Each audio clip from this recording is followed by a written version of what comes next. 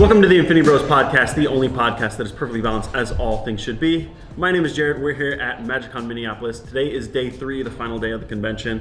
We are quite busy. You may have seen some of our previous stuff, but we wanted to grab a seat and have a nice conversation with our friends over at MagiKids.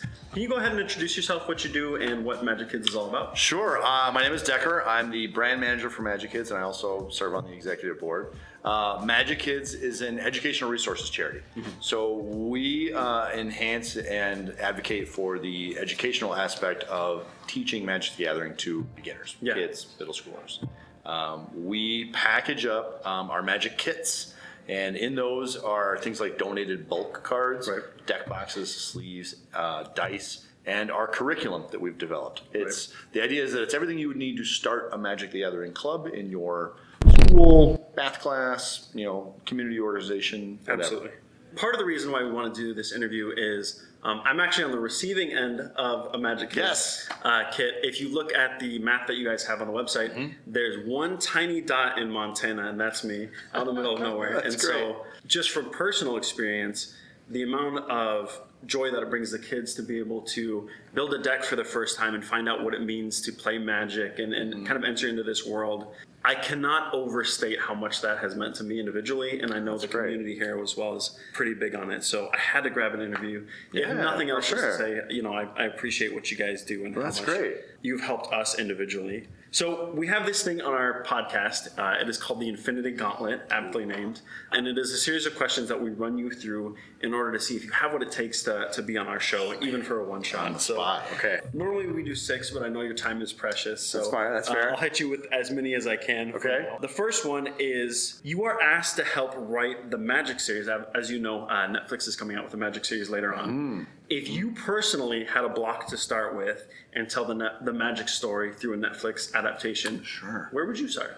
Oh man, so I got big into Magic with the artwork was kind of my gateway. Yeah. And the original Johnny Goldman artwork. Yeah. Oh, absolutely. So that origin story. So I think if you took a story that focused on one character and then kind of took their spark event and and then spread out into, all of a sudden there's this wider multiverse. Yeah. I mean, that starts very narrow and gets really wide really fast, but maybe if I had to pick, maybe a Johnny. And now, of course, over the years, we've seen his story evolve quite a bit into what it is today. So I'd say maybe that one character. That's a good favorites. Yeah, and obviously we know that he has now been completed, and so that's kind of a nice segue into something future. That's several seasons down the road. That's fine. Yeah. If you had to describe your personality as a Nicolas Cage film, which Nick Cage film are you picking? Goodness.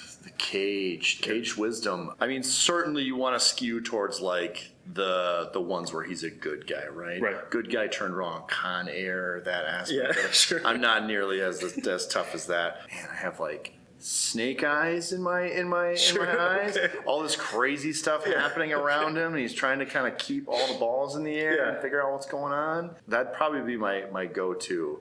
Bringing Out the Dead is also a great movie, by the way. Wow, you were locked in on this. It's kind of coming at me in waves. But let's say Snake Eyes, just to kind of lay an answer to it.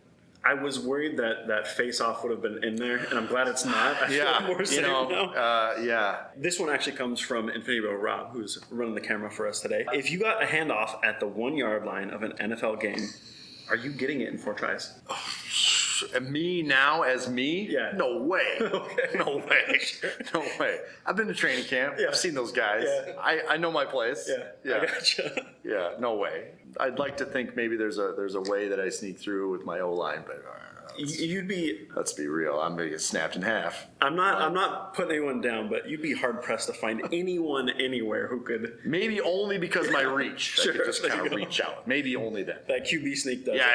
I'm gonna give you one more because hit me. You're kind of rolling with it, and I gotta make sure that you got what it takes. I got the Nicolas Cage power. I'm ready.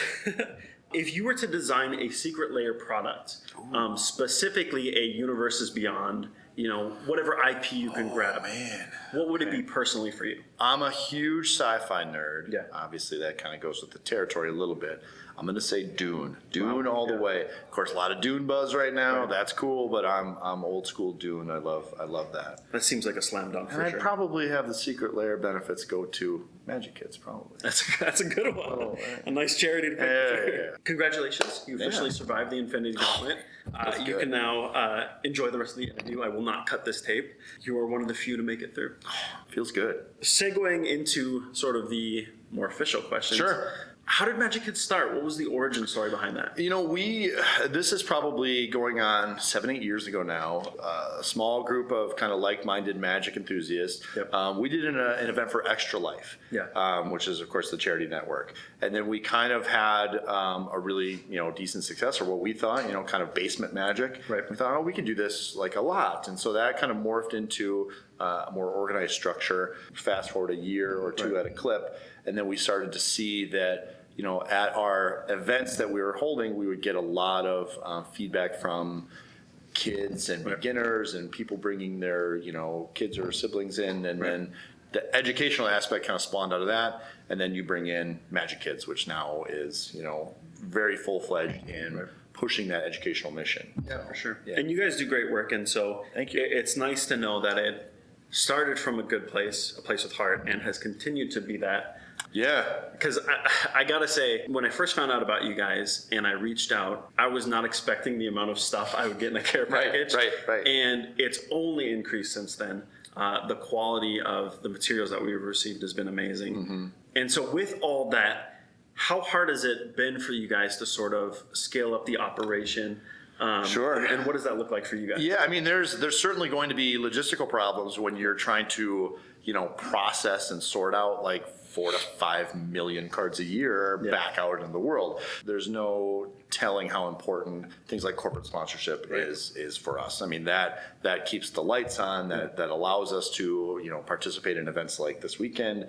But also, we've kind of found a happy medium between places who think of like, old school Legion Games who had all this product that they didn't have a use for. Well, instead of going away, that now can be filtered back out into the world. And, it has incredible value to not only us, but the recipients. And for sure. So those sorts of things are vastly important. And as we've scaled, those partnerships have gone even deeper. And we're, of course, incredibly grateful for that. So yeah, and the Wizards partnership has been huge. Yeah, absolutely. I mean, that's been a great turn. The other big thing, and sort of, I don't know if it's a pet project. I don't know if you guys started it or if you guys just championed it, but Oathbreaker is now an official format. Yeah, official format. Yeah, so the bridge between the charity work of MagiKids and Oathbreaker is that it's a lot of the same people. Sure. So we're Magic players. We're fans. We love this game, and again, Oathbreaker kind of came out of this need and desire to play and do this game as many different ways as possible. Right.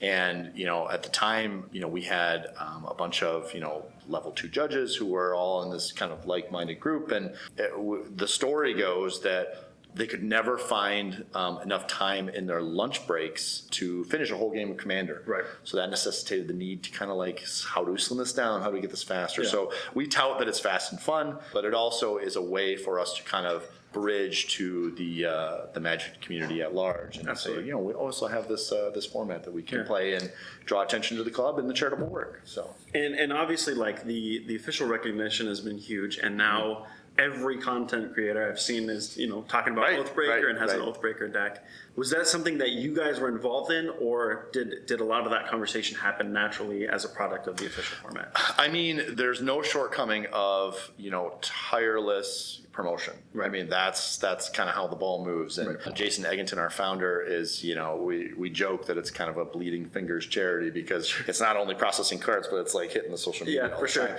So throw in a pandemic in there, and then you have kind of a mixture where people were I think really eager to get back to playing paper Magic again, and I think we kind of caught the cusp of that, which is great. But it has been a tireless thing, and beyond that, whoever saw it, whoever wanted to kind of take that step further, we are incredibly grateful for you. So and it's been very well received. Yeah, we like it. We've been around the con all these days, and I've been trying to catch a conversation with you guys just casually, Sure. but it has been a packed house, which is probably the best problem to have as far as. Yeah, it's been a lot of fun. And of course, we have a lot of people bringing their own decks to kind of. Right. We had our rules committee, a bunch of our rules committee members for Oathbreaker yesterday, and so people were trying to like kind of take on the rules committee people, Yeah, okay. and that's cool. And people bring their own decks. Yeah. People who just want to try it. We have loaner decks, and awesome.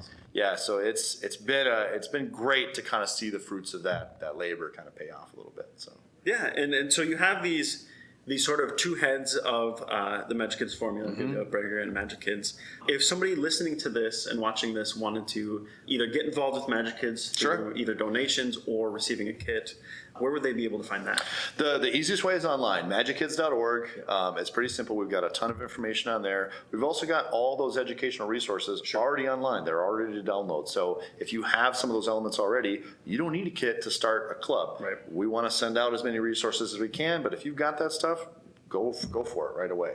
Yeah. But MagiKids.org is kind of our central hub for all that sort of stuff. And then the other side of the coin, obviously, is Oathbreaker. Sure. Can you reach that through the MagiKids site, or is there another way to? There is a link there, but otherwise you can go direct to oathbreakermtg.org as well. So, yeah.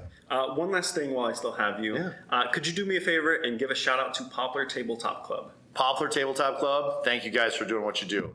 Awesome. Thank you so much. Yeah, thank you, Jay. Perfectly balanced. As all things should be, scale of 1 to 6, maybe it could be a snap. Marvel to DC, board to video games, pop culture is we. Infinity. Bros, universe, a community for you and me where we can converse. Movies, TV shows, you know that we got it. We have all 6 tones sitting inside of this gauntlet. Infinity.